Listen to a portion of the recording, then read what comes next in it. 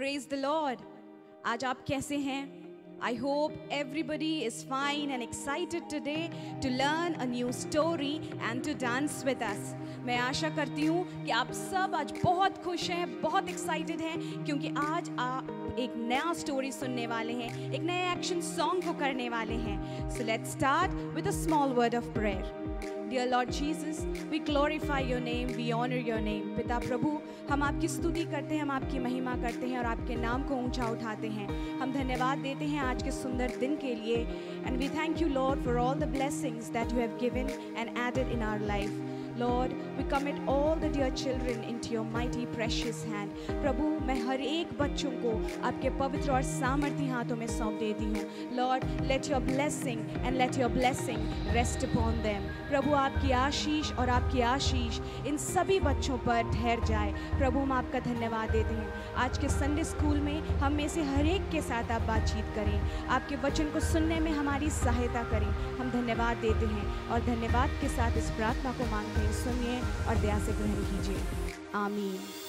Dear friends, I would encourage you today, मैं आपको encourage करूँगी कि आप इस प्रोग्राम को अपने फ्रेंड्स लोगों को भी दिखाएं, ताकि हम सब मिल करके डांस करें और स्टोरीज को सुनें।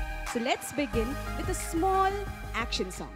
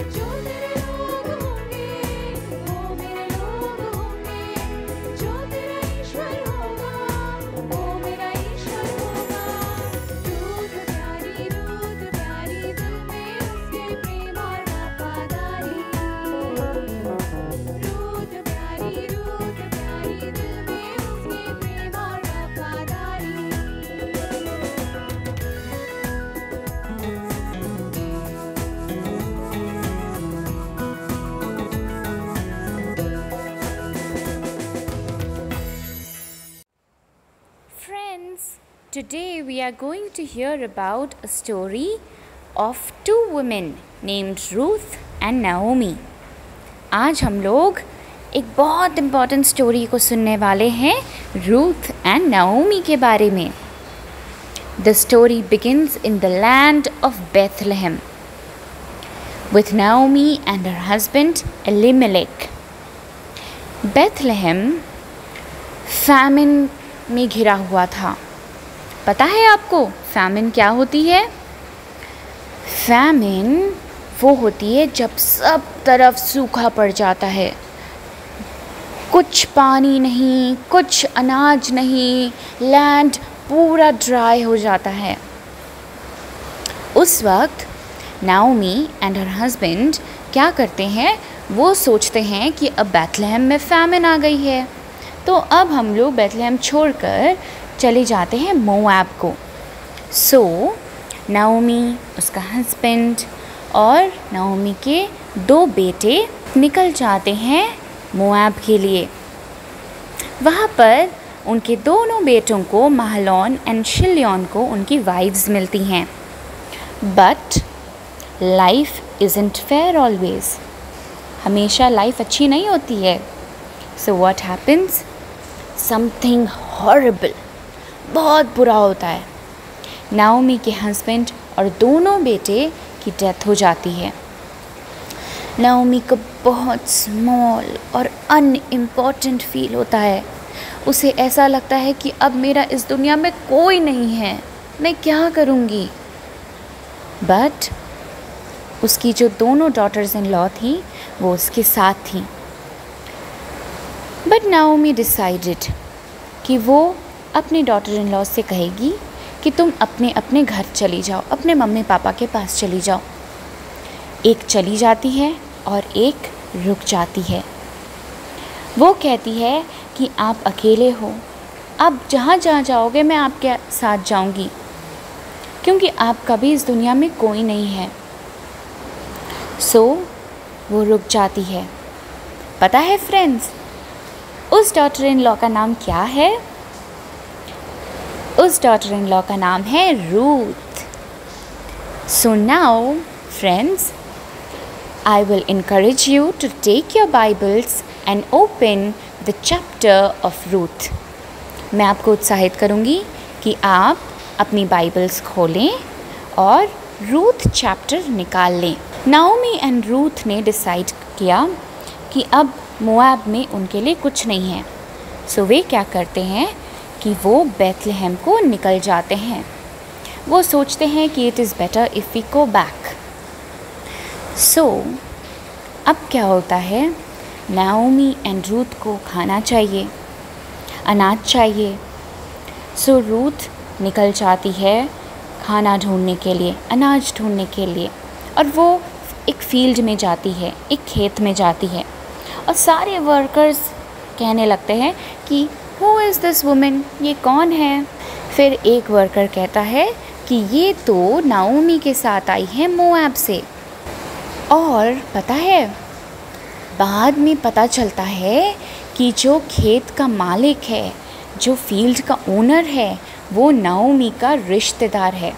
उसका नाम बोआज है।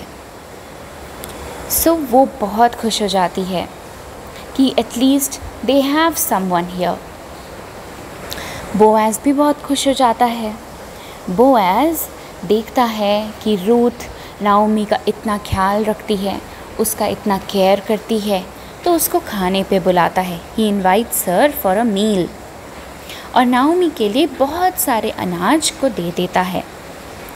जब नाओमी को पता चलता है कि बोआज की तरफ से ये भेंट आई है, नाओमी बहुत खुश हो जाती है और वो मन में सोचती है कि रूथ को भी कोई चाहिए, कि रूथ का कोई ख्याल रखे। सो वो बस अपने मन में ये बात रखती है और रूथ से कहती है कि तुम बोआज से मिलने के लिए जाओ। जब रूथ बोआज से मिलने के लिए जाती है, तब बोआज कहता है तुम कौन हो?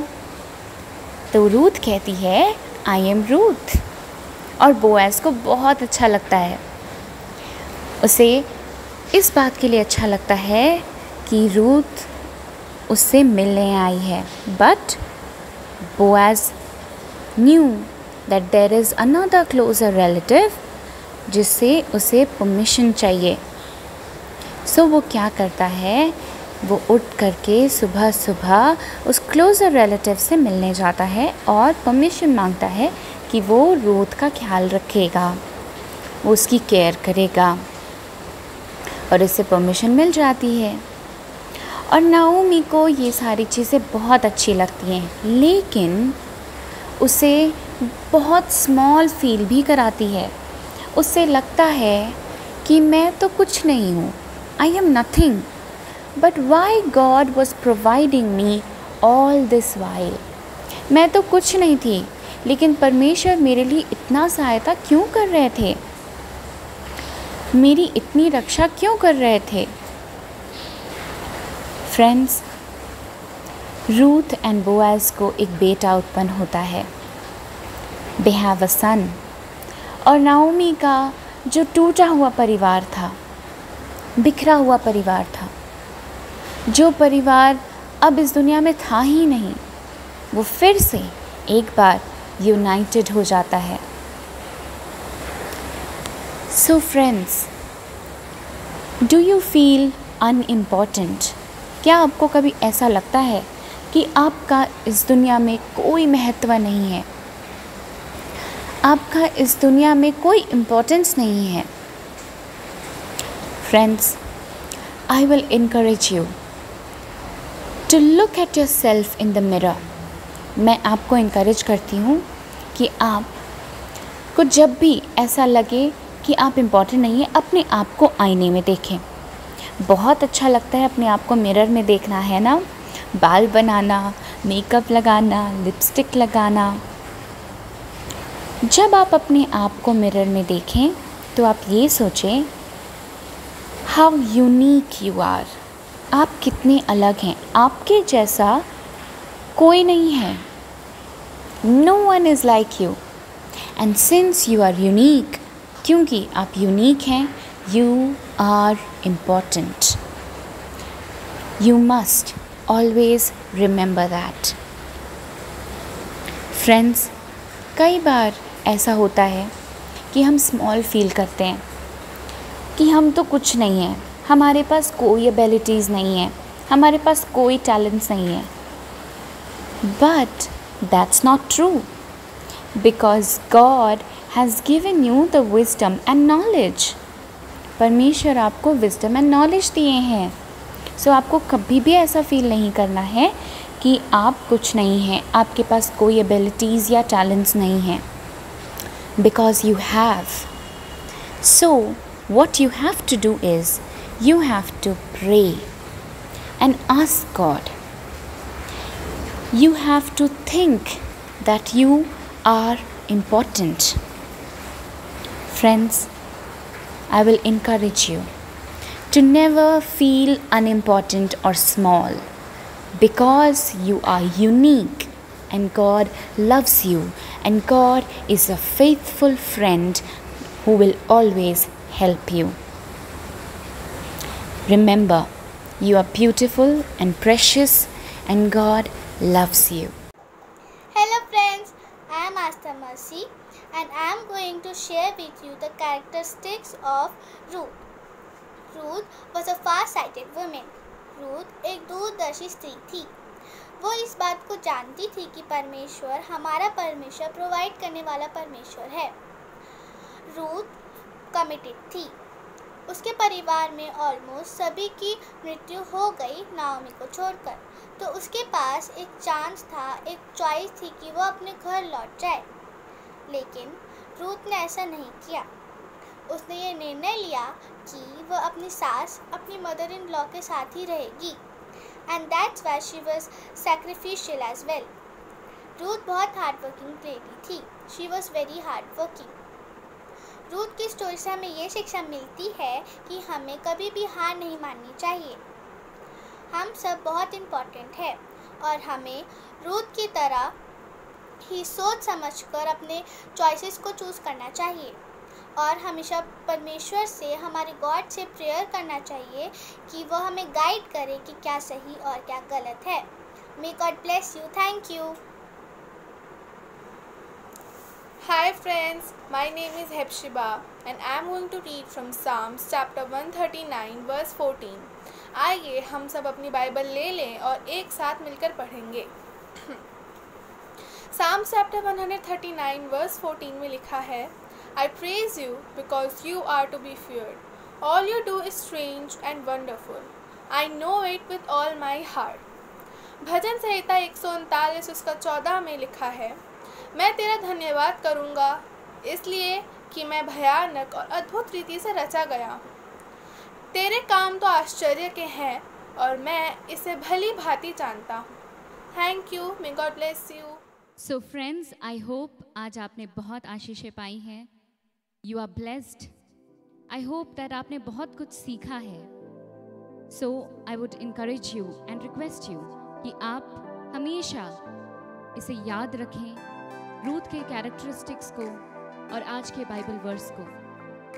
बिफोर वी क्लोज, आइए हम प्रार्थना करें। Dear Lord Jesus, we thank you that you gave us the opportunity to come together and worship you. पिता परमेश्वर, हम हर एक बच्चों को जो इस समय हमें देख रहे हैं, सुन रहे हैं, आपके हाथों में सौंपते हैं। इन्हें बहुत आयत से आशीष दीजिए और अपनी उपस्थिति में बनाए रखिए। आपका धन्यवाद देते हैं खुदावंद, यीशु के नाम से, आमीन। फ्रेंड्स, हम फिर मिलेंगे अगले सप्ताह इसी दिन इसी वक्त। तब तक के लिए you take care of yourself, study well and take care of your family as well. Bye bye.